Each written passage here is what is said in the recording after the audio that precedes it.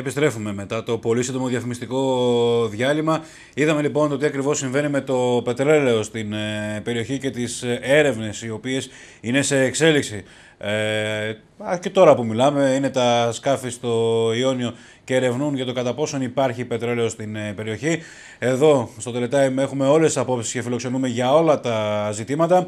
Στο δεύτερο μέρος της εκπομπής θα ασχοληθούμε με κάτι διαφορετικό. Να χαλαρώσουμε λίγο, γιατί τις τελευταίες μέρες, τις τελευταίες εβδομάδες μάλλον, ασχολούμασταν πολύ με την πολιτική επικαιρότητα, τα όσα συμβαίνουν στην χώρα με την οικονομική κρίση, αλλά και για το κατά πόσον θα πάρουμε την πολυπόθητη δόση. Θα χαλαρώσουμε αυτό το μισάωρο, καθίστε αναπαυτικά να δούμε το τι ακριβώς συμβαίνει βέβαια με το μηχανοκίνητο αθλητισμό στην περιοχή μας. Εδώ στο στούντιο του Teletime έχω την χαρά να φιλοξενώ τον κύριο Μάρκο Καπετανάκη, ο οποίος είναι Γενικός Γραμματέας της ΦΙΛΠΑ. Κύριε Καπετανάκη, ευχαριστούμε πάρα πολύ που είστε εδώ μαζί μας σήμερα. Εγώ σας ευχαριστώ για την πρόσκληση, την αποδέχτηκα με χαρά και μακάρι πολλά κανάλια να έχουν το βήμα το δικό σας για το μηχανοκίνητο αθλητισμό. Λοιπόν, να ξεκινήσουμε λίγο να πούμε συνοπτικά πώς είναι η κατάσταση πλέον στο μηχανοκίνητο αθλητισμό στην Αχαΐα. Τι ακριβώς συμβαίνει, ποιες είναι οι δραστηριότητες και αν υπάρχει και συμμετοχή. Ο μηχανοκίνητος αθλητισμός αυτή τη στιγμή στην Αχαΐα μπορούμε να πούμε ότι ελαίο κρίσης βρίσκεται σε πάρα πολύ υψηλό επίπεδο. Ας μιλήσουμε πρώτα για τα πανελλήνια δεδομένα.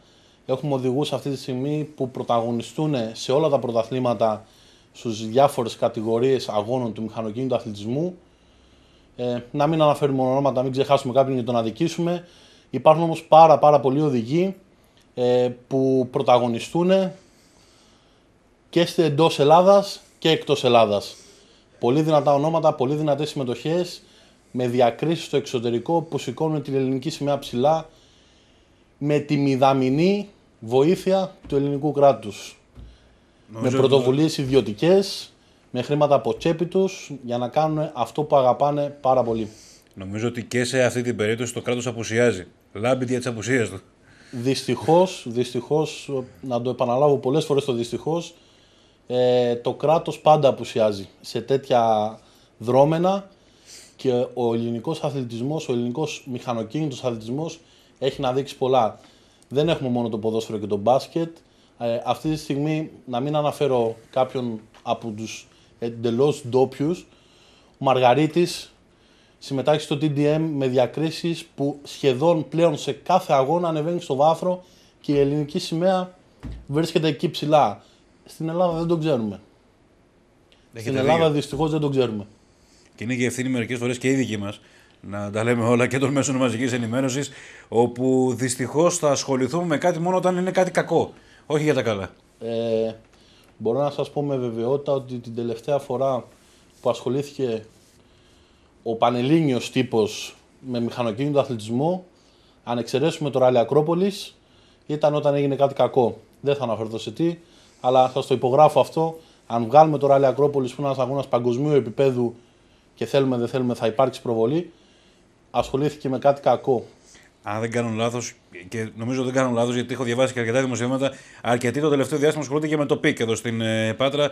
Νομίζω ότι κάτι καλό είναι και σε αυτή την περίπτωση. Σαφέστατα είναι μια απίστευτα μεγάλη διοργάνωση που γίνεται από την άλλη λέσχη της Πάτρας, από την αδελφή λέσχη του ΑΟΠ. Στηρίζουμε την προσπάθεια του ΑΟΠ σε αυτό τον αγώνα που κάνει πραγματικά να καθιερωθεί. Ευελπιστούμε του χρόνου να είναι ακόμα καλύτερο με πολύ περισσότερες διεθνείς συμμετοχές. Ελπίζουμε το ΠΙΚ να καθιερωθεί και να μπει σε κάποιο ευρωπαϊκό πρωτάθλημα, γιατί έχει τις προδιαγραφές και μπορεί να γίνει. Όλοι οι Ευρωπαίοι οδηγοί που ήρθαν και συμμετείχαν φέτος έφυγαν με τις καλύτερες των εντυπώσεων και έτσι πρέπει να γίνει. Πρέπει η Πάτρα να στηρίξει το θεσμό, πρέπει η Πάτρα να δώσει δύναμη στο μηχανοκίνητο αθλητισμό, γιατί έχει ιστορία. Η Πάτρα, η Αχαΐα, είναι η δεύτερη λέσχη που συστάθηκε στην Ελλάδα. Ο ΑΟΠ είναι η δεύτερη λέσχη που φτιάχτηκε στην Ελλάδα πανελληνίως και έκανε πανελλήνιους πρωταθληματικούς αγώνες. Κύριε Καπετανάκη, νομίζω ότι πέρα από τον μηχανοκίνητο αθλητισμό, ο μηχανοκίνητος αθλητισμός μπορεί να προσφέρει και αρκετά έσοδα στην τοπική οικονομία που πραγματικά αυτή τη στιγμή τα έχει ανάγκη. Σαφέστατα. Πρέπει να καταλάβει ο τελευταίος μαγαζάτορας, το πιο μικρό μαγαζί της Πάτρας, το περίπτερο της πιο μικρής γειτονιάς, ότι θα έχει κέρδος από το μηχανοκίνητο αθλητισμό. Ο μηχανοκίνητος αθλητισμός δεν παίρνει λεφτά από την πόλη, φέρνει λεφτά στην πόλη. Καθαρά μαθηματικά, καθαρά απλή λογιστική, εισαγωγή χρήματος.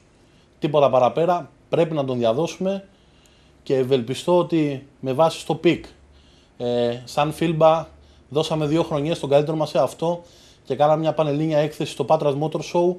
Τη δεύτερη χρονιά έγινε μέσα στο Μόλο και είχαμε πάνω από 10.000 μη πατρινούς επισκέπτες. Είναι τα πράγματα που βλέπουμε να δεν κάνουν λάθος. Σωστά, πάρα πολύ σωστά το λέτε. Φανταστείτε ότι 10.000 ανθρώποι θα αγοράσαν ένα μπουκαλάκι νερό. Δεν σας λέω για κάτι παραπάνω, για ένα μπουκαλάκι νερό.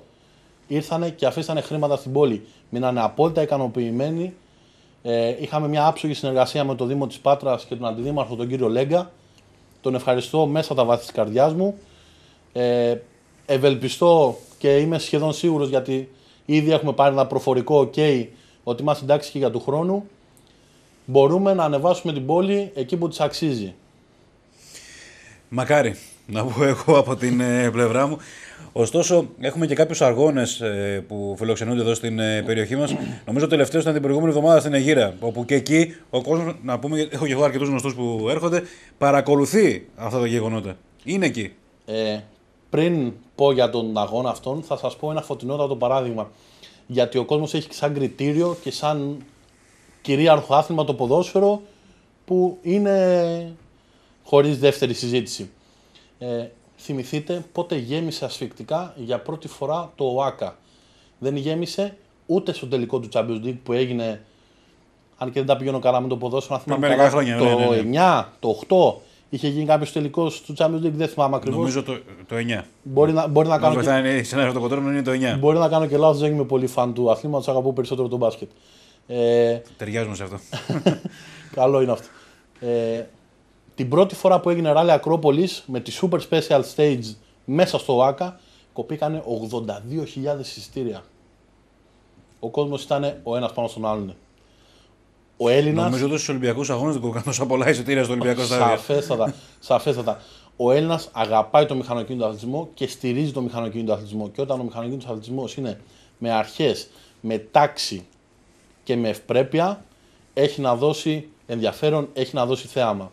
Την προηγούμενη εβδομάδα, το Σαββατοκύριακο που μας πέρασε, είχαμε Πανελλήνιο Πρωτάθλημα Αναβάσεων στην πανέμορφη Αιγύρα. Σε ένα τόπο μαγευτικό για μένα, μαγευτικό, ο οποίος δεν έχει πάει, πραγματικά χάνει, δίπλα στο αρχαίο θέατρο της Αιγύρας, που είμαι σίγουρος ότι το 80% των Αχαιών δεν γνωρίζει ότι υπάρχει καν αρχαίο θέατρο εκεί, δεν γνωρίζει ότι είναι αντάξιο της Επιδαύρου. Εάν πάτε και καθίσετε στο αρχαίο θέατρο να το απολαύσετε και γυρίστε προς τον Κορινθιακό κόλπο, ναι, πιστέψτε με, η εντύπωση θα σας φύγουν 10 χρόνια κούρασης από πάνω σας. Είναι μαγευτικό το τοπίο.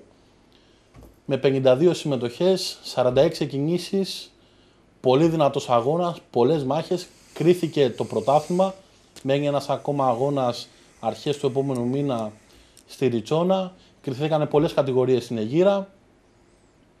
Στον τόπο μας γίνεται και η πιτίτσα, πάρα πολλά χρόνια πίσω. Με ένα μικρό διάλειμμα κάναμε τον ομπλό και ξαναεπιστρέψαμε στην πιτίτσα. Ευελπιστώ ότι και του χρόνου θα έχουμε και τις δύο τις αναβάσεις στην περιοχή μας, που έχουμε τα φώτα και τη δυνατότητα να τις πραγματοποιήσουμε. Παλαιότερα νομίζω ήταν και το ράλι Αχαιός εδώ στην περιοχή μας. Και το ράλι Αχαιός, Πανελλήνιο Πρωτάθλημα παλιά, για ένα μικρό χρονικό διάστημα πανευρωπαϊκό πρωτάθλημα το ράλι Αχαιός, με Ευρωπαίους ανθρώπους, με ερχόντουσαν πάνω από 15-20 εργοστασιακές συμμετοχές από την Ευρώπη. Δυστυχώς φέτος δεν το βάλανε καθόλου. Είχαν 2 χρονιές, το βάλανε στο κύπελο. Φέτος δεν το βάλανε καθόλου. Δυστυχώς, άγνωστο το γιατί. Λοιπόν, θέλω να έρθουμε στο κεφάλαιο μηχανοκίνητος αθλητισμός. Εάν κάποιος επιθυμεί, πώς μπορεί να ασχοληθεί, και από τη μία, και από την άλλη λένε πολλοί ότι κατά τα ψέματα το μηχανοκίνητος αθλητισμός είναι ένα ακριβό χόμπι. Το να ασχοληθεί κάποιος με το μηχανοκίνητο αθλητισμό καταρχήν έχει 2 πλευρές. Ένα το οργανωτικό κομμάτι, ναι, και ένα δεύτερο το κομμάτι της συμμετοχής. Το οργανωτικό κομμάτι το μόνο που θέλει είναι γνώση. Να έρθει στη λέσχη, να γραφτεί στη Φίλμπα, να γίνει κριτής των αγώνων, κανένα έξοδο, χρόνο θέλει μόνο, τίποτα παραπέρα και κέφι για αυτό που θα κάνει. Το κομμάτι της συμμετοχής, το αγωνιστικό κομμάτι, μπορούμε να το κάνουμε με 0 ευρώ, μπορούμε να το κάνουμε και με εκατοντάδες χιλιάδες ευρώ. Αυτό είναι το καλό του μηχανοκίνητου αθλητισμού, ότι το παραπάνω Σαββατοκύριακο, το Σάββατο στις 24 του μήνα, εμείς έχουμε το αχαϊκό κύπελλο Superlap.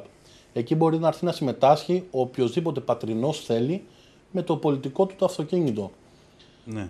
Να μην κάνει, να το πω έτσι απλά και λαϊκά, σούζες και σπινιαρισές στον δρόμο και να έρθει πάνω στην πίστα, στην Καρτμάνια, να βάλει το αυτοκίνητό του μέσα με απόλυτη ασφάλεια και για αυτόν αλλά και για τους γύρω του.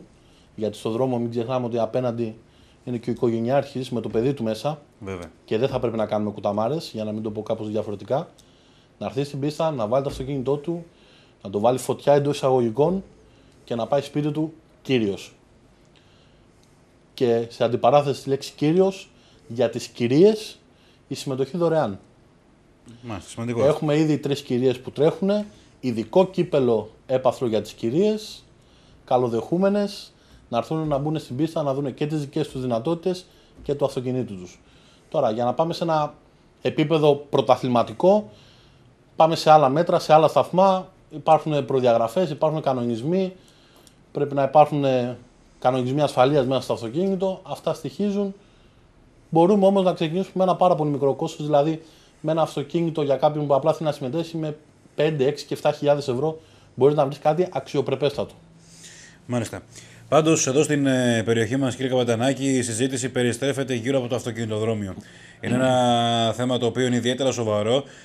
Το ακούμε από την ημέρα που ξεκίνησα εγώ αυτή τη δουλειά. Ακούω για ένα αυτοκινητοδρόμιο. Έχω πάει στην περιοχή εκεί στη Χαραντίτσα, όπου θα κατασκευαστεί. Ωστόσο, όλο κάτι συμβαίνει και όλο κάτι δεν αφήνει το έργο να γίνει.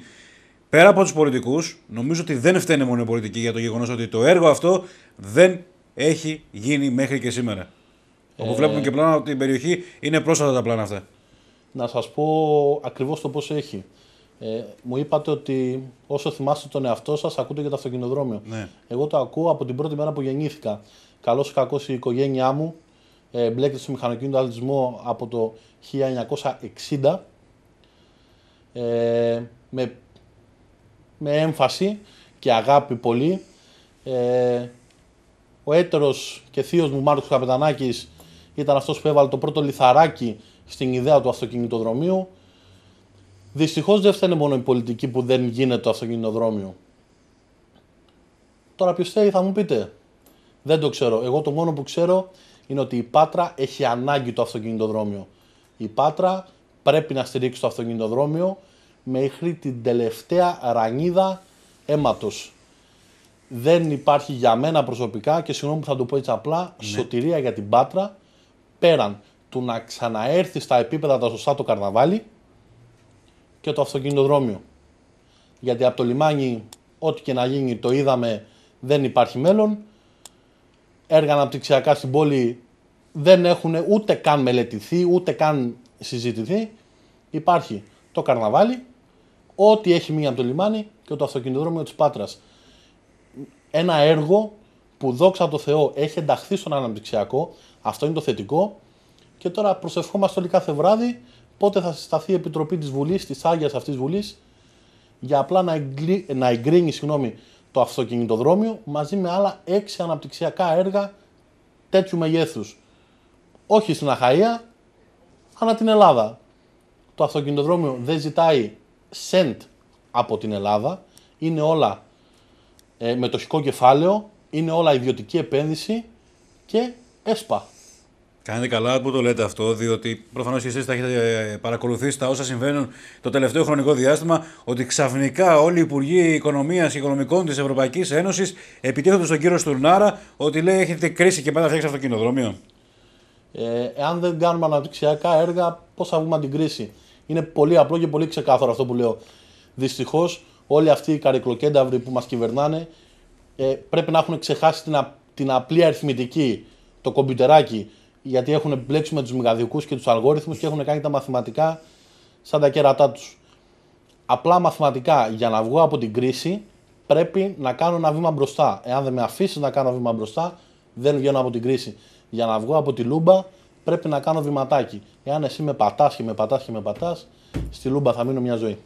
Παρακολουθώ τα πλάνα τα οποία είναι από το αυτοκινοδρόμιο εκεί στην περιοχή της Χαλανδρίτσας και πραγματικά σκέφτομαι τώρα πώς θα είναι αυτή η περιοχή σε περίπτωση που κατασκευαστεί το αυτοκινητοδρόμιο, πέρα από τις υποδομές, πόσος κόσμος θα έχει δουλειά και από εκεί και πέρα πώς θα τονωθεί και η οικονομία της Πάτρας. Και δεν μιλάμε μόνο για Φόρμουλα 1. Και δεν μιλάμε μόνο για Φόρμουλα 1, έτσι. Η προσωπική μου άποψη, δεν κυνηγάς τη Φόρμουλα 1. Κυνηγάς να φτιάξει μια πίστα προδιαγραφών Φόρμουλα 1, γιατί αυτή τη στιγμή η χώρα δεν μπορεί να στηρίξει τη Φόρμουλα 1. Σας το λέω, είναι η προσωπική μου άποψη ξεκάθαρα. Θέλουμε να πάρουμε πανευρωπαϊκούς αγώνες, να κάνουμε αγώνες στην Ελλάδα σε αυτοκινητοδρόμιο, να μπορεί να μπει ο απλός ο άνθρωπος με το αγωνιστικό του αυτοκίνητο, να μπει σε μια πίστα σωστή, για αυτοκίνητα πίστα. Καλή η καρτμάνια δεν φτιάχτηκε για αυτοκίνητα. Πρέπει να έχουμε μια πίστα, να μπορούν να έρθουν αυτοκίνητα, να χαζέψει ο κόσμος. Και όταν λέω να χαζέψει, να μείνει με το στόμα ανοιχτό. Εμένα θα μου επιτρέψετε να σας πω ότι την ξέρω εκεί την περιοχή σπιθαμή προς σπιθαμή. Λόγω της φοιτητικής μου ιδιότητας που είχα πριν λίγα χρόνια, η πτυχιακή μου είναι με τίτλο «Διαμόρφωση του περιβάλλοντος χώρου στην πίστα της Χαλανδρίτσας με προδιαγραφές για Φόρμουλα 1». Και την έχω φανταστεί πολύ περισσότερο από ό,τι νομίζετε φτιαγμένη. Φαντάζομαι. Και όχι την έχω φανταστεί, την έχω δημιουργήσει με 3D απεικονίσεις, με φωτορεαλιστικά, με σχέδια, την οποία την έχω καταθέσει και την πρότασή μου στο αυτοκινητοδρόμιο της Πάτρας. Όσο την είδατε κι εσείς. Νομίζω ότι τα πλάνα μιλάνε χαρακτηριστικά και νομίζω ότι εκεί στην περιοχή πλέον, από ό,τι μου έχουν πει, δεν ξέρω βέβαια αν ισχύει, ότι στο χώρο που θα γίνει το αυτοκινητοδρόμιο υπάρχουν πρόβατα και άλλα νοερήφια. Αυτό κακό δεν κάνει προς το παρόν. Προς το παρόν. Από τα πλάνα που βλέπουμε είναι ο περιμετρικός ο δρόμος που όχι διασχίζει, είναι δρόμος περιμετρικά της περίφραξης. Δεξιά μας τώρα, ας πούμε, είναι η έκταση του αυτοκινητοδρομίου. Κάτι λιγότερο από 1200 στρέμματα. Αν θυμάμαι καλά, πρέπει να είναι 1150, να μην μπω κάποια χαζομάρα. Πάντως είναι τεράστιος ο χώρος. Είναι τεράστιος ο χώρος, αφέστατα. Η χάραξη της πίστας υπάρχει σε χωματόδρομο. Φτιάχτηκε, αν θυμάμαι σωστά, από το πρώτο sprint που έγινε εκεί μέσα από τη Φίλμπα το 1998. Είχαμε κάνει ένα χωμάτινο sprint εκεί μέσα με τη χάραξη της κανονικής της πίστας που θα γίνει πρώτα ο Θεός. Ευελπιστώ σαν τελευταίος πατρινός ότι σύντομα θα μπορέσω να δω τα μηχανήματα να μπαίνουν εκεί μέσα. Οι ενδείξεις είναι πάρα πολύ καλές. Το νομοσχέδιο έχει ενταχθεί, είναι στον αναπτυξιακό, έχει πάρει έγκριση. Την Άγια Επιτροπή της Βουλής περιμένουμε. Πάντως είναι σημαντικό αυτό που είπατε λίγο πριν, ότι πρωταρχικός στόχος δεν είναι να γίνουν αγώνες Φόρμουλα 1, γιατί ο κόσμος έχει μπερδευτεί λίγο και νομίζω ότι θα φτιαχτεί το αυτοκινητοδρόμιο και ότι αύριο το πρωί θα έρθουν οι μεγάλοι οδηγοί της Φόρμουλα 1 για αγώνες στην Πάτρα. Να με συγχωρέσετε, αλλά αυτό δεν θα ήταν σωστό. Εάν δεν κάνουμε αγώνες μικρότερου βεληνικούς, δεν θα μπορέσουμε να τα απεξέλθουμε. Οργανωτικά καθαρά. Ναι. Δεν σας λέω κάτι πιο περίπλοκο, αλλά είμαστε δίπλα στην Ιταλία, η οποία είναι έδρα 3 τεράστιων κατασκευαστικών εταιριών. Λάστιχα και μονοθεσίων αγωνιστικών. Σκεφτείτε, λόγω του υπέροχου και φανταστικού κλίματος που έχει η χώρα της Ελλάδας και πόσο μάλλον η Χαλανδρίτσα, κάθε δεύτερο Σαββατοκύριακο, για να μην πω κάθε Σαββατοκύριακο, αυτές οι εταιρείες θα είναι εδώ για δοκιμές. Αυτό τι σημαίνει? Κόσμος να δουλέψει πάνω στην πίστα, κόσμος που θα έρθει από το εξωτερικό και θα έρθει και θα αφήσει τα χρήματά του στην Ελλάδα. Εισαγωγή χρήματος. Πρέπει να μάθουμε να ψωνίζουν από εμάς και όχι να ψωνίζουμε εμείς από αυτούς. Να έρθουν, να πληρώσουν για να κάνουν προπόνηση στο κλίμα το δικό μας, το οποίο έχει το μέσο όρο από όλες τις πίστες του κόσμου. Οπότε εδώ οι ομάδες μπορούν να πάρουν μια ιδέα γενικότερη και να έχουν κάλυψη πάνω κάτω για όλες τις πίστες. Μάλιστα. Λοιπόν, να αφήσουμε το κεφάλαιο αυτοκινητοδρόμιο. Μακάρι κάποια στιγμή να είμαστε όλοι εκεί και να κάνουμε από εκεί την εκπομπή και να ξεκινούν τα έργα, ούτως ώστε να υπάρξει στην ουσία η ανάπτυξη για έναν πολύπαθο νομό όπως είναι η Αχαΐα. Πέρα από αυτό, ας αφήσουμε το αυτοκινητοδρόμιο, θέλω να έρθω σε ένα άλλο θέμα. Καθώς ακούω από γονείς παιδιών να λένε ότι φοβάμαι το παιδί μου να ασχοληθεί με το μηχανοκίνητο αθλητισμό. Υπάρχει ο φόβος. Τι απαντάτε πάνω σε αυτό? Σαφέστατα και ξεκάθαρα αρνητικά απαντώ σε αυτό. Είναι ξεκάθαρο. Δεν υπάρχει φόβος, κανένας απόλυτος φόβος. Ο οποιοσδήποτε θα μπει μέσα στην πίστα, μέσα στον αγώνα, η οργάνωση, η όποια οργάνωση, είτε λέγεται FILBA είτε λέγεται κάποιο άλλο αθλητικό σωματείο, πιστέψτε με, έχει κάνει όλα τα απαραίτητα, έχει πάρει όλα τα απαραίτητα μέτρα για ο άνθρωπος που θα μπει μέσα να γυρίσει σπίτι του. Δεν θέλουμε να στενοχωρούμαστε ούτε εμείς, ούτε αυτός που θα συμμετάσχει. Ζώνη, κράνος, ο θεατής σε ασφαλέστατο σημείο, μακριά από την πίστα, με πλήρη οπτική επαφή, να απολαύσει το θέαμα που του προσφέρει ένα αγώνας drift, το οποίο είναι κάτι το εξαιρετικό. Αν και εγώ σαν οδηγός δεν το κατέχω το άθλημα, ασχολούμαι περισσότερο με το χρονομετρημένο. Το drift είναι ένα άλλο θέαμα, πολύ πιο ωραίο στο μάτι το ανθρώπινο. Είναι κάτι που θα μπορούσα να προσκαλέσω μέχρι και τον 80χρονο να έρθει να το δει, μάλιστα, αλλά και να αρέσει και στον 5χρονο. Είπατε 5χρονο. Αν δεν κάνω λάθος, ένα 9χρονο παιδί από την περιοχή πραγματικά έχει εντυπωσιάσει τους πάντες στο drift. Και νομίζω ότι υπήρχε και αφιέρωμα από την Κόμαλο είναι το παιδί αυτό. Σωστά. Συγχωρείτε για τις πληροφορίες, απλά δεν το θυμόμουν. Στο οποίο πραγματικά έχει ενδιαφερθεί σχεδόν όλος ο πλανήτης και υπήρχε και ντοκιμαντέρ το οποίο γυρίστηκε από ένα κανάλι το οποίο εκπέμπει σε όλο τον κόσμο, το Discovery Channel. Από το National Geographic είχε γίνει το ντοκιμαντέρ που εκπέμπει στο Discovery Channel. Για το Σταύρο το Δρύλι μιλάτε. Ακριβώς. Ο πιτσιρικάς είναι απίστευτος και εδώ θα αντιπαρέλθω σε αυτό που μου είπατε πριν για τους γονείς. Ο Σταύρος, εάν δεν είχε τη στήριξη και της μάνας του και του πατέρα του, δεν θα μπορούσε να φτάσει εκεί που είναι. Ο πατέρας του είναι μηχανικός, του φτιάχνει το αυτοκίνητο στα μέτρα του για να μπορέσει να το οδηγήσει, γιατί ακόμα είναι μικρός όμως και δεν καλά φτάνει τα πετάλ. Με ειδικές πατέντες, να το πω απλά, ασφαλέστατα, μπαίνει το παιδί μέσα στην πίστα, δεν παίρνει το αυτοκίνητο του να κάνει drift στο δρόμο. Δεν πρόκειται να το κάνει ποτέ, σας το υπογράφω, και στα 18 του να πάρει το δίπλωμά του, όλοι του οι φίλοι θα του ζητήσουν να τους πάει μια βόλτα να τους κάνει drift. Σας το υπογράφω ότι δεν πρόκειται να το κάνει ποτέ. Γιατί έχει πάρει αρχές, έχει πάρει αξίες από την οικογένειά του, έχει πάρει αξίες από το μηχανοκίνητο αθλητισμό και ξέρει ότι στο δρόμο, ο δρόμος μάλλον είναι για να μας πηγαίνει από το σπίτι στη δουλειά μας, στη βόλτα μας και πάλι πίσω. Drift μέσα στην πίστα, σε συνθήκες ελεγχόμενες, να κάνει ό,τι θέλει. Πάντως, αυτό από ό,τι καταλαβαίνω είναι θέμα παιδείας. Δηλαδή το πώς πρέπει να συμπεριφερόμαστε στον δρόμο. Σαφέστατα. Και να πούμε ότι υπάρχει το πάρκο κυκλοφοριακής αγωγής, το οποίο είναι στην οδό Κανελοπούλου, το οποίο έχει κατασκευάσει η Δημοτική Αρχή. Ωστόσο, από όλους τους επαγγελματίες οδηγούς, και σε πανελλήνιο επίπεδο αλλά και σε διεθνές επίπεδο, ακούμε την προσοχή στον δρόμο. Αυτοί οι οποίοι κάνουν κάποια πράγματα νομίζω ότι δεν είναι επαγγελματίες οδηγοί. Παρότι οι άνθρωποι αυτοί συνεχώς στέλνουν μηνύματα με κάθε ευκαιρία στον κόσμο να προσέχει. Και λένε άλλο αγώνες και άλλο η κανονική ζωή και η ρουτίνα της οδήγησης. Ο αγωνιζόμενος, η οδηγική του παιδεία βρίσκεται σε άλλο επίπεδο.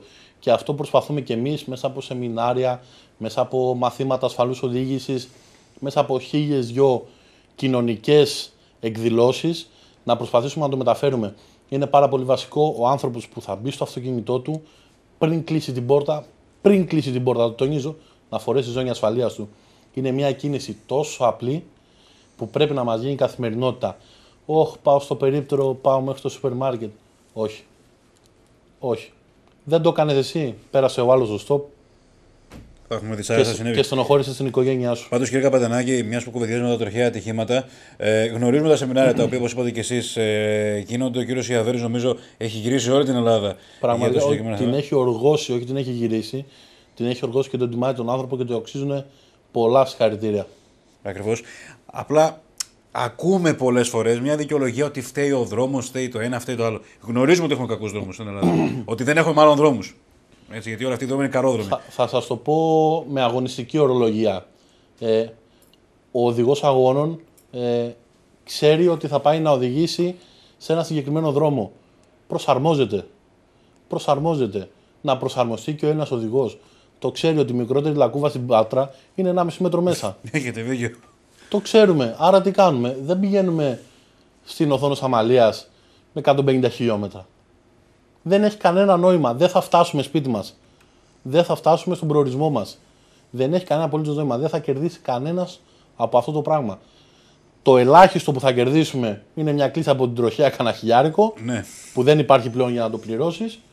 Και το χειρότερο που θα κερδίσουμε δεν θέλουμε καν να το σκεφτόμαστε.